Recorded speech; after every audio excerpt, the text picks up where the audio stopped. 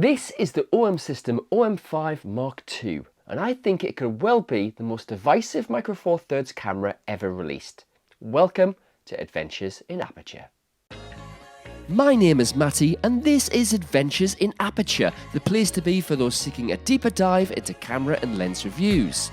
Come along as we explore cool locations with gear new and old, all in the pursuit of enjoying photography. So, full disclosure, OM System loaned me this camera, but as ever, they don't get any input on the video. And right from the kickoff, I want to say I have really mixed feelings about the OM-5 Mark II. The original OM-5 is one of my all-time favourite cameras. I think it's a mirrorless that flies under the radar and is flawed, but brilliant. In fact, you can watch a full review on that video on this channel if you'd like to do that. In that review, I point out a number of features and areas that I wish OM System had improved on, and it's pretty scary how many of them have been followed through on when it comes to the Mark II. But first, who is OM System aiming the OM-5 Mark II at? Who would buy this camera? Well, I think travel and landscape photographers are going to love this tiny mirrorless. First of all, just look at it.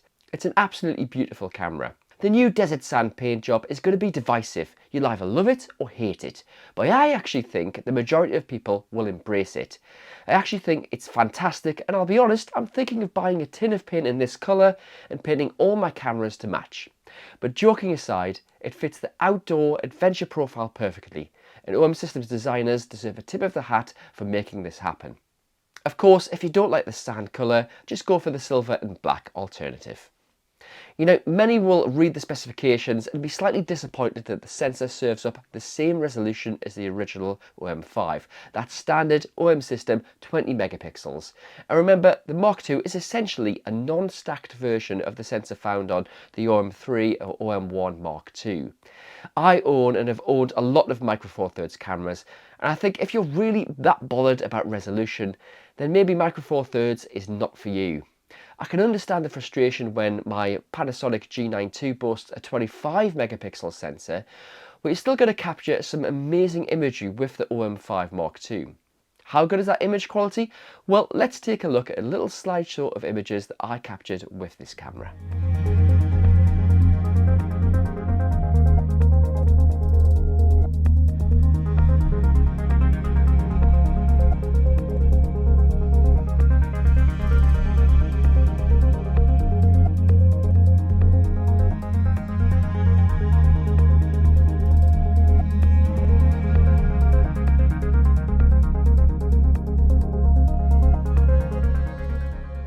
Now, other niggles that bugged me about the original OM-5 have been addressed with the Mark II. For example, it was a really bad decision from OM System to release the original OM-5 with the older style menu. It was like some sort of hangover from the Olympus days. Thankfully, this has been updated to the same menu system as the OM-1 and OM-3 cameras. It does make for an overall more pleasant and easier navigation experience. Look, again, these aren't upgrades that are going to change the world, but I'd bet a fair amount that OM System has listened to user feedback and acted to fix these issues. Another example is the connection port. On the older OM-5 it was a micro USB, but thank God OM System have updated this to a USB-C on the Mark II, making it far easier to connect to computers, but also easier to charge up on the go from a power bank. As you'd expect from any OM System camera, weather sealing isn't an issue, and the OM-5 Mark II is IP53 rated like the other cameras in the OM System range, which means it's dustproof, splashproof and freeze-proof down to -10 degrees. At just 418 grams, that's a whopping 4 grams heavier than the original, the Mark II retains that sort of shrunken down DSLR shape, and with a good grip that will come in especially useful during poor weather. This makes for a brilliant user experience. Small enough to fit in a small camera bag and take it on your travels, this is a true go-anywhere camera. And while the core button layout stays the same from the original, there are one or two upgrades worth mentioning. First of all, there's a dedicated tally lamp on the front of the camera, so when you're recording video this will light up, and this is a real luxury feature for a camera at this price point. More importantly though is that CP button, which stands for computational photography. This is migrated over from the OM-3 to the OM-5 Mark II. This is a fast track into the features that make OM System really special. Now, of course, we're talking about that live ND feature that means you can artificially slow down your shutter speeds and introduce blur and motion into your frames, perfect for landscapes at the coast. But there's the high resolution mode, which merges multiple frames into a high resolution single frame, along with focus stacking, HDR and multiple exposure features to explore too.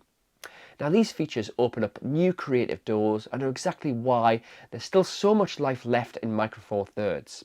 One disappointment is that the Live ND Grad feature found on both the OM1 Mark II and the OM3 is not present on the OM5 Mark II.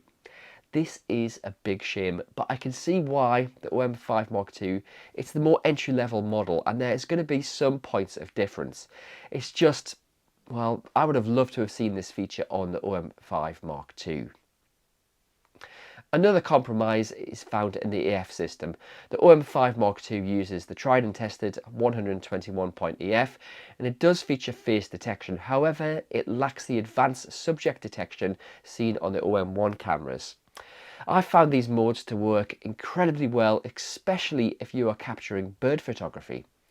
With the Mark II, you're still getting a native ISO range of 200 to 25600 and that advanced 5-axis IBIS system that delivers up to 6.5 stops of compensation or 7.5 stops depending on which lens you've paired with the camera. When it comes to video, there are further upgrades to be found with the Mark II, capturing 4K up to 30p or Cinema 4K at 24p, and offering a number of picture modes including OM Log 400 and 2 OM Cinema modes. There's a port for an external mic, but no port for headphones, and this camera wouldn't be my first choice or even second choice for those who capture video more than stills. The OM1 outguns the OM5 Mark II for video specifications, and let's be honest, Panasonic's G9 II and GH7 cameras are both far more video focused and beat all the OM system models for video specifications. That's just how it is. That said, I did capture some video footage using the Mark II, so let's take a look at that now.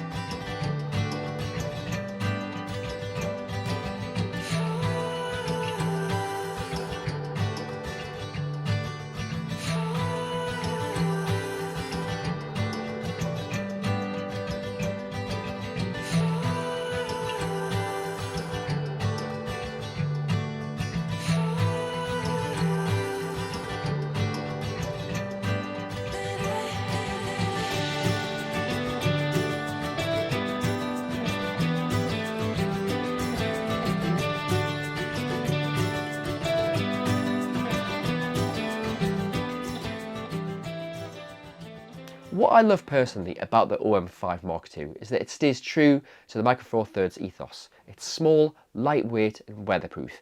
Everything you need to encourage you out of the house and into the great outdoors to take some photos. So how then do I sum up the OM5 Mark II? It's an upgrade over an already brilliant camera, but I also feel that after 3 years in the making, the Mark II won't be enough for some photographers and many will have been wanting something a little bit more.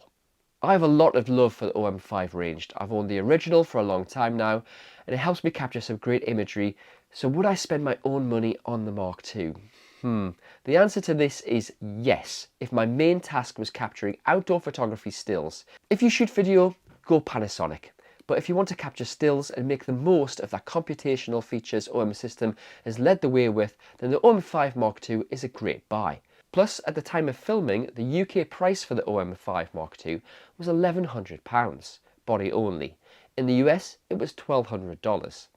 That's a damn good price for a camera with such decent build quality and will make many photographers consider adding this camera to their shopping lists. That said, I can't see why this camera will be divisive. Many will love it because it's small, lightweight, packed with those computational features. Everything a good Micro Four Thirds camera should be. But I also agree that after 3 years of waiting, this upgrade does fall a little bit short. But what do you think about the OM-5 Mark II? Let me know in the comments section and please remember to like and subscribe. Thanks for watching, and I'll see you next time.